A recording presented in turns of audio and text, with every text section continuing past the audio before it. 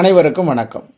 லிபரே office Calc பயன்படுத்தி கொடுக்கப்பட்ட தரவுகளை ஏறு வரிசையிலோ அல்லது இறங்கு வரிசையிலோ எவ்வாறு ஒழுங்கமைப்பு செய்வது என்பதை பற்றி இந்த காணொளியிலே காண இருக்கிறோம். வாருங்கள் பார்க்கலாம்.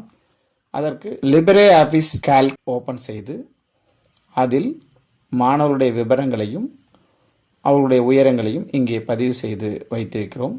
இந்த உயரங்களை தான் நான் ஏறு வரிசையிலோ இறங்கு வரிசையிலோ, அதாவது உயரம் கம்மியான மாணவன்லேருந்து உயரம் அதிகமாகவோ அல்லது உயரம் அதிகமான மாணவன்லேருந்து கம்மியான இதுக்கோ மாற்றி அமைக்கணும்னு ஆசைப்பட்றேன். இப்போ நான் மாற்றி அமைக்க வேண்டிய இந்த உயரங்களை முதல்ல செலக்ட் பண்ணிக்கிறேன். அடுத்ததாக இந்த மெனு பாரில் வரிசையாக நீங்கள் பார்த்தீங்கன்னா அதில் இசட்ஏன்னு சொல்லி ஒன்று இருக்கும். அது பேர் ஷார்ட், அதாவது ஷார்ட்டிங்னு சொல்லுவோம். அதை நான் கிளிக் பண்ணுறேன். அது உடனே என்ன கேட்குது அப்படின்னா எக்ஸ்டெண்ட் செலெக்ஷன் கேட்குது. ஏன்னா நீங்கள் உயரங்களை மட்டும் மாற்றி அமைத்தால் இந்த பெயர்களுக்கு இந்த உயரங்கள் மாறி மாறி வந்துடும். அதனால் ஒருவேளை நான் இந்த ஒரு விவரம் மட்டும்னா கரண்ட் செலெக்ஷன் கொடுத்துடலாம். பட் நான் என்ன பண்ண போகிறேன், எக்ஸ்டெண்ட் செலெக்ஷன் கொடுத்தா இந்த உயரம் மாறும்பொழுது அந்த பேரும் ஆட்டோமேட்டிக்காக மாறும். அதனால் எக்ஸ்டெண்ட் செலெக்ஷன் கொடுத்துட்றோம். கொடுத்த உடனே அடுத்தது என்ன கேட்குது, அசெண்டிங்காக டிசெண்டிங்கானு நமக்கு ஆப்ஷன் கேட்குது. ஸோ டிசெண்டிங்னா என்ன அர்த்தம், உயரம் அதிகமானதுலேருந்து கம்மியாக, அசெண்டிங்கிறது சிறியதுலேருந்து பெருசு. நம்ம ரெண்டையும் செய்து பார்ப்போம். இதில் காலம் சிங்கிற இந்த காலமில் இருக்கிற டேட்டாவை தான் நம்ம இப்போ அசெண்டிங் டிசெண்டிங்கில் மாற்றுறோம். இந்த காலம் பி வந்து ஆட்டோமேட்டிக்காக அதுவே மாறிக்கும் அக்கார்டிங் டு சி, ரைட். இப்போ நான் ஓகே கொடுக்குறேன். என்ன நடக்குதுன்னு பாருங்கள்.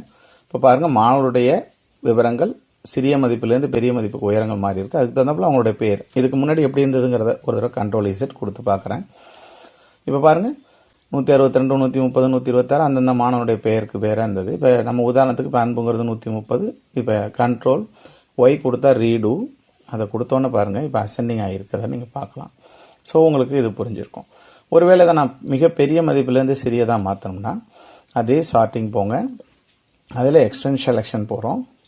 அதில் டிசெண்டிங் அப்படிங்கிறத செலக்ட் பண்ணிவிட்டு ஓகே கொடுக்குறேன்.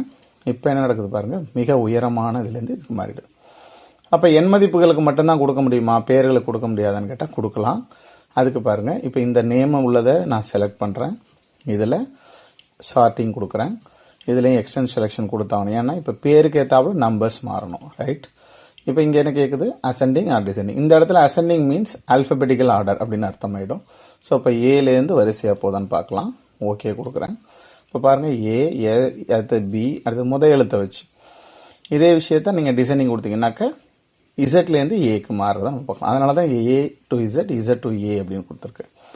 ஸோ ஹோப் உங்களுக்கு ஷார்ட்டிங் புரிஞ்சிருக்கும்னு நம்புகிறேன். நன்றி.